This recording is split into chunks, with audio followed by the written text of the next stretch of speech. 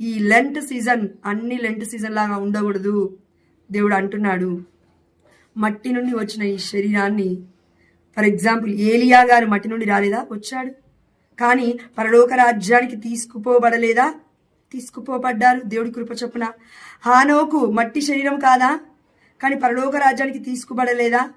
మరియ తల్లి, గొప్ప తల్లి, దేవుడి తల్లి మట్టి శరీరం కాదా? పరలోక రాజ్యానికి తీసుకోబడలేదా? అదేవిధంగా మనం కూడా తీసుకోబడతాము దేవుడి కృప చొప్పున. కానీ ఎప్పుడు? యోహాను సువార్త 6వ అధ్యాయం 48వ వచనము, జీవాహారమును నేనే. ఈ జీవాన్ని పొందుకున్న మనము, మెస్సయ్యని మనలోకి దేవుడి యొక్క శరీర రక్తాలను భుజించి పానము చేసిన మనము జీవవంతులము. We are not died, we are not dead, we are not dead bodies. దయచేసి బ్రతకాలి, ఆధ్యాత్మికంగా బ్రతకాలి, అనేకులకి ఆశ్చర్యకరంగా మారాలని దేవుడు కోరుకుంటున్నాడు. నేను మట్టి నుంచి వచ్చాను కదా, ఇంకా మట్టి అయిపోతాను, ఇంకెందుకులే ఈ జీవితంలో ఆ ఆలోచన తీసేసి మరణాన్ని జయించిన మన మెస్సయ్య మనల్ని కూడా ఇదిగో జయించమని చెప్తున్నాడు. ఏ మరణాన్ని? ఈ మొదటి మరణాన్ని కాదండి, 2వ మరణాన్ని.